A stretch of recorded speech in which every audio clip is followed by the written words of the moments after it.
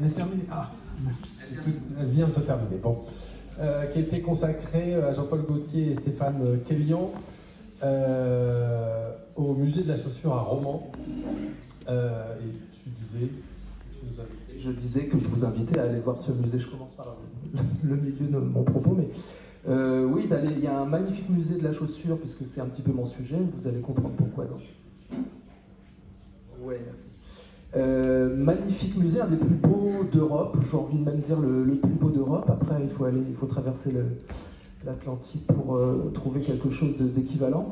À Romans-sur-Isère, alors il y a des étudiants que j'ai déjà vus au moment de l'expo, il me semble, mais pour ceux qui n'ont pas l'info, il y a une expo qui est terminée, le catalogue est trouvable encore à la boutique des Arts Déco et au musée, mais il y a véritablement si la chaussure vous intéresse, un lieu à visiter, c'est celui-là, quoi. Il y a d'autres musées en Italie, mais celui-là est véritablement, il y a le plus beau fond, ils ont tout le fond Roger Vivier, tout le fond Perugia, François Villon dont je vais vous parler, enfin il y a vraiment plein de choses. Voilà.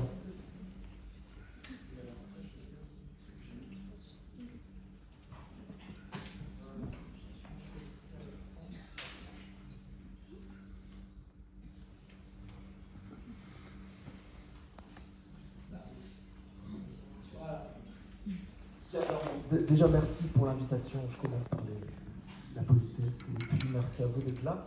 Donc, je m'appelle Olivier Jaune, je suis designer chaussures, comme vient de vous le dire Manuel. Et je vais me concentrer un petit peu sur le sujet du croquis dans ma spécialité qui est donc la chaussure. Je vais tout de suite embrayer par, comment dirais-je, le fait que c'est un petit peu, en ce qui me concerne, je vais vous expliquer un petit peu mon point de vue, un petit peu l'amour et la détestation du croquis. Ça va vous paraître un petit peu choquant, mais il y a quelque chose de particulier dans le croquis de mode, enfin dans la chaussure, etc., c'est que c'est un exercice un petit peu compliqué. Ça commence par ce que vous avez en face de vous, c'est-à-dire, moi ayant travaillé avec Gaultier et d'autres au demeurant, mais par un document, moi j'appellerais ça déjà un document d'inspiration. Donc ce que vous avez en face, sur l'écran, c'est un premier croquis donné par Jean-Paul, il y a de cela quelques années. Je vous invite d'ailleurs à regarder l'orthographe de Santiago, c'est déjà amusant, ça installe déjà un petit peu le personnage. Et surtout pour enchaîner sur le fait que travailler, alors j'ai adoré vraiment ce que vous avez fait quant à Monsieur Dior. Gaultier, c'est total l'inverse, c'est le chantier, pour utiliser un mot à peu près correct, absolu. Les croquis, je vais vous livrer toutes les infos un petit peu en vrac, mais ça vraiment participe à l'idée de ce que j'ai pu vivre chez lui. Les croquis, c'est pas forcément ce qu'il préfère, et c'est voir ce qu'il déteste. C'est-à-dire que, pour commencer mon sujet donc, du croquis au catwalk, il se passe énormément de choses.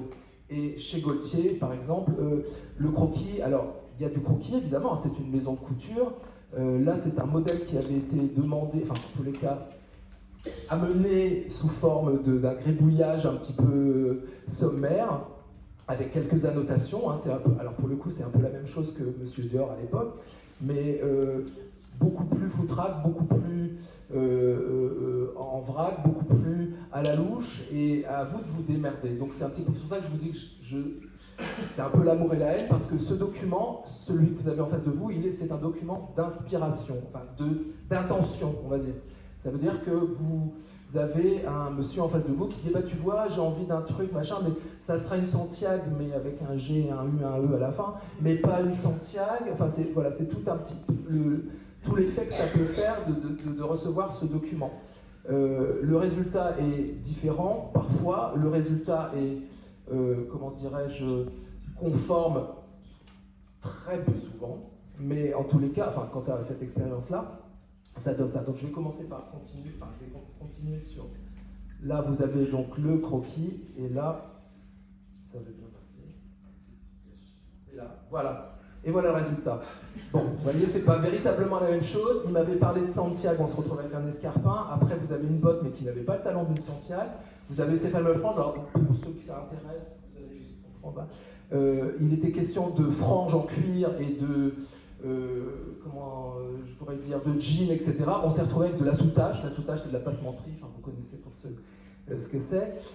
C'était un travail monumental à faire qui était un petit peu concomitant avec tout ce qu'il avait fait dans le look auquel il pensait. Parce que, alors, pareil, encore une fois, je tiens à mon exposition bordélique et ma démonstration, mais il pense à la silhouette en même temps que la chaussure, mais à la fois il va penser à la chaussure et après il va penser à la silhouette. Il y a vraiment quelque chose de mélangé qui donne ce côté intéressant et riche, parce que c'est à vous de décrypter. Alors,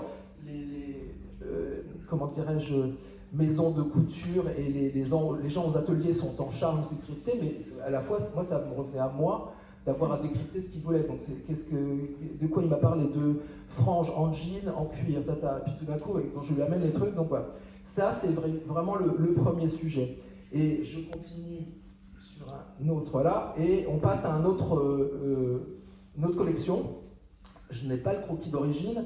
Alors ça, c'est une collection qui était un hommage à Monsieur Cardin, mais c'est pas forcément évident, mais ça retenait un petit peu ce que Cardin avait pu faire quant à l'op art. Enfin, vous voyez, il y a tout un travail de cuir retourné, mais il m'avait raconté à peu près, c'est pour ça que je vous l'ai mis, encore une fois, ça fait pas le lien avec le croquis que vous avez pu voir, mais de toute façon, il est sommaire, mais ça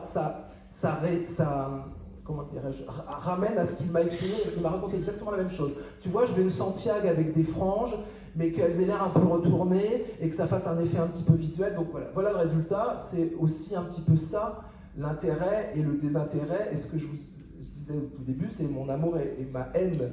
Le mot n'est pas très joli, hein, pardon, mais ma détestation du croquis, parce que ça raconte tout et ça raconte rien. Ça raconte une intention, mais l'intention de Jean-Paul, Monsieur Gaultier, il faut l'appeler Monsieur, comme dans toutes les maisons de couture, mais l'intention de Monsieur, c'est une idée vague, etc., mais qu'il exprime en croquis, c'est pas forcément gagné pour nous. Et je ricocherai sur quelque chose d'assez évident, c'est qu'il fait partie de ces couturiers qui dessinent. Il y en a, enfin, couturiers, créateurs, on appellera ça, ou stylistes, mais certains ne dessinent pas et qui dessinent plutôt pas mal. Vous allez en avoir la preuve dans 30 secondes, mais à la fois qui n'aiment pas forcément le dessin des autres. Et ça, c'est vraiment à noter, c'est très intéressant parce que vous avez un dessinateur, un styliste, un créateur, un couturier qui dessine, mais qui comprend très bien ce qu'il exprime lui en croquis, et c'est à vous aussi de comprendre. Encore une fois, parfois vous le comprenez, parfois vous ne le comprenez pas. Mais par contre, il ne comprend absolument pas les vôtres. C'est-à-dire que moi, il m'est arrivé plein de fois de lui refaire un truc en me disant... Et ça, c'était au tout début, j'ai commencé en 2010 chez lui, au tout début, j'étais un bon élève, et je me disais, je vais lui refaire son dessin, un peu plus nanana, et il me regardait le truc, il me dit, mais je comprends rien. Je comprends pas ce que tu veux... Bon, et donc, j'ai très vite compris qu'il fallait déjà ne pas lui dire, alors, que c'était impossible, il fallait lui dire, on va essayer, et deuxièmement, il fallait lui amener la 3D. Donc, je ricoche sur ce que vous exprimiez, c'est-à-dire la fameuse toile, la fameuse... Moi, j'appellerais ça une page blanche, c'est-à-dire que c'est la version 3D du croquis.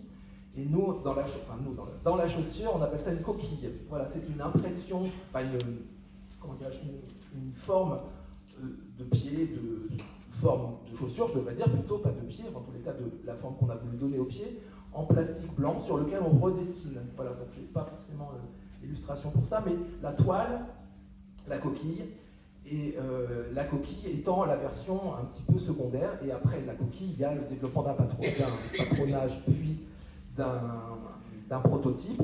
Et pour en revenir à mon sujet, Jean-Paul Gaultier n'est heureux que quand il a des prototypes, et y compris de chaussures. C'est-à-dire que quand vous l'avez en face de vous, il n'a pas compris votre dessin, la coquille, c'est même pas la peine de lui montrer, il comprendra la maquette. Et là, youpi, la maquette, on démarre sur un truc plus joyeux quant à la séance de travail. Voilà, alors deuxième exemple, par exemple, là, ça c'était une collection que j'adore qui s'appelle Paris-Brest, c'est une collection sur la Bretagne. Jean-Paul adore les gâteaux, et particulièrement le Paris-Brest. Mais voilà ce qu'il m'a donné. Donc il m'a donné c'est un vêtement qui est associé, contrairement au premier croquis. Je n'avais que la Santiago, mais là j'avais le vêtement, c'était un caban d'une beauté absolue, parce que le modèle, il est sorti des ateliers avec de la fourrure, avec toutes les broderies du folklore breton, etc. Et il m'a dit, je veux la même chose, je veux une cuissarde avec du velours de fourrure, voyez-vous, donc je continue à... Je l'aime, hein, mais il a parfois un vocabulaire qui est un peu particulier à décrypter. Et débrouille-toi, Olivier, pour faire ça. Donc je me suis dit, qu'est-ce qu'il veut? Il va falloir reprendre les belles toiles kabyles, etc. Et puis réutiliser les impressions, les broderies, les sérigraphies, les Swarovskiseries, de ce que vous voulez, et qui avaient été prévues sur les vêtements pour pouvoir lui proposer, alors évidemment encore une fois un prototype, pas question de refaire des dessins, mais une idée de ce qu'il a exprimé. Et là, vous n'avez même pas le pied, je ne sais pas s'il voulait du talon, je ne sais pas s'il voulait du plat, j'en ai déduit qu'il voulait une cuissarde, comme un peu une cuissarde d'égoutier, de pêcheurs, parce que la collection c'était Paris-Brest, la Bretagne, la pêche, c'est pas que les gâteaux. Donc je me suis, et j'ai réussi mon coup, à employer, à lui proposer un modèle qui, enfin en tous les cas vous allez en voir le résultat, qui était la cuissarde de pêcheur, et la voici, la voilà. Voilà. Donc, ça égale ce que vous avez vu il y a 33 secondes. C'est pas facile à comprendre, mais en tous les cas, pour moi non plus, mais quand vous le voyez, vous dites ah bah oui, évidemment c'est ça. Mais je peux vous garantir qu'à la base, c'est une petite version alternative en Swarovski, vous voyez, c'est un peu la même chose. Voilà. Je vais continuer alors sur un autre sujet qui est un sujet à l'envers. Alors ça m'a beaucoup amusé. Alors c'est une collection qui s'appelait Fans de footballeurs. Ça c'est prêt à porter. Mais vous allez me dire pourquoi je vous montre un croquis de vêtements. Il n'y a pas de chaussures. Mais en fait, c'est venu un petit peu à l'envers. C'est-à-dire qu'il est quand même capable d'aller chercher des archives ou des choses qu'il a déjà travaillées il y a 2 ans, il y a 5 ans, il y a 10 ans, il y a 15 ans, il y a voire 30 ans, parce que bon, 45 ans de carrière. Et pour aller vous donner les infos sans vous les donner, c'est-à-dire, voilà, alors il va falloir travailler un vêtement, mais c'est à partir d'une chaussure qu'on a faite, parce que c'était un matelassage de blouson, c'était un matelassage de ballon de football. Et j'ai fini par retrouver l'archive, parce qu'il fallait que je fasse les chaussures qui allaient avec, et la voilà. Alors ça, c'est une image qui est tirée de l'expo, que vous avez loupé pour certains, mais qui est un escarpin fabriqué par Stéphane Kellian, qui avait été fait au départ, avant qu'on en fasse des vêtements, sur la base d'un matelassage cuir de ballon de foot. Le 5, c'est parce qu'il y a toujours un 5 et un 2 dans ses collections. Il est né en 1952, donc ça avait un côté très sportif. Et voilà, mais donc je vous fais un petit peu l'aller-retour entre l'inspiration chaussure, hein, je reste dans mon sujet, qui va revenir aux vêtements. C'est-à-dire qu'il a fait cette chaussure, ça date de 85, si je ne vous dis pas d'ânerie. La collection s'appelait 3 fois rien pour un bon à rien. Il y a toujours des noms en femmes de footballeurs, enfin des noms un peu hystériques.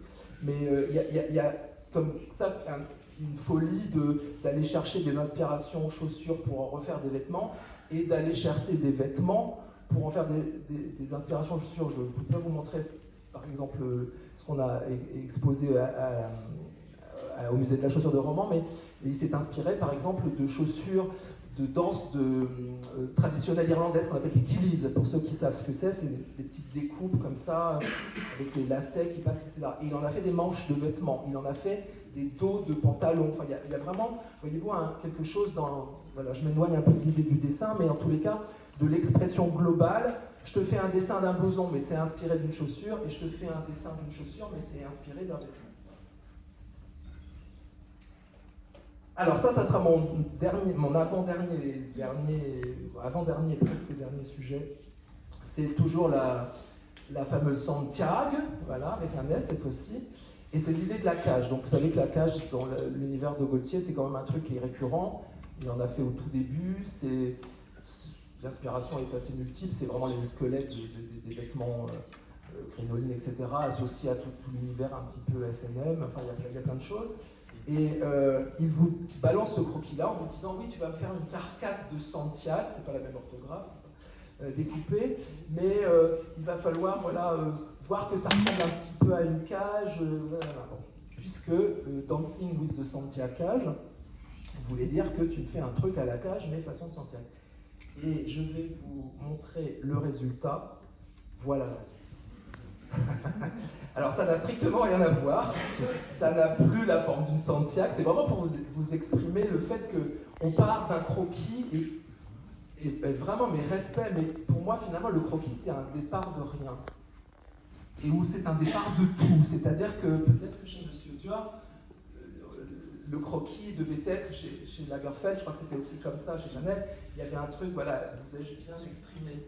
Mais chez Gaultier, c'est vous ai-je bien brouillé la tête. Voilà. L'époque n'est plus la même. Mais le résultat est vraiment celui-là, quoi. C'est-à-dire que ça a été le dessin, fais-moi une Santiago, ça il a adoré, etc. Mais je vais vous exprimer pourquoi. Voilà. Alors ça c'est une déclinaison dans un prêt-à-porter, mais il avait adoré, donc il l'a fait refaire. Mais je vais vous terminer avec un truc amusant. Voilà.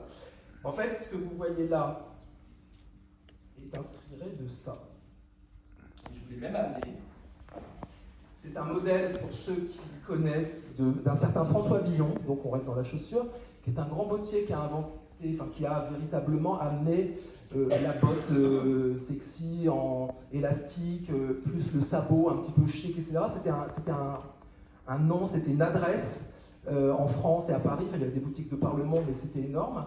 Et il a travaillé pour tous les couturiers. Il n'est pas tellement connu. Au musée de la chaussure, il y a un fonds d'archives François Villon qui est absolument exceptionnel. Moi, c'est une marque qui me parle beaucoup parce qu'on ne le sait pas, mais il a vraiment inventé beaucoup de choses. Et il a travaillé pour tous les couturiers. Donc le modèle que vous avez en face de vous, c'est un modèle qu'il a réalisé pour Louis Ferraud. C'est un modèle de Louis Ferraud, ça se voit un petit peu pour ceux qui connaissent. Mais c'est un modèle que j'ai montré alors, à Monsieur Gaultier en lui disant, voilà, il y a ça. Voilà, il y a cette espèce de squelette de chaussure qui ressemble à une cage, qu'est-ce que vous en pensez? Et il m'a dit, ah non mais j'adore, on oublie la Santiago, on oublie les trucs, on part là-dessus et on fait ça. Voilà. Donc c'est encore la preuve que le croquis n'est pas véritablement le départ, enfin qui est le départ de quelque chose, mais qui est surtout pas l'arrivée d'autre chose. Voilà, on est sur un autre monde, une autre façon de procéder. Que vous allez rencontrer, je parle aux étudiants ou ceux qui travaillent déjà, que vous rencontrez. Et c'est joyeux, c'est problématique, mais en tous les cas, c'est riche. Voilà.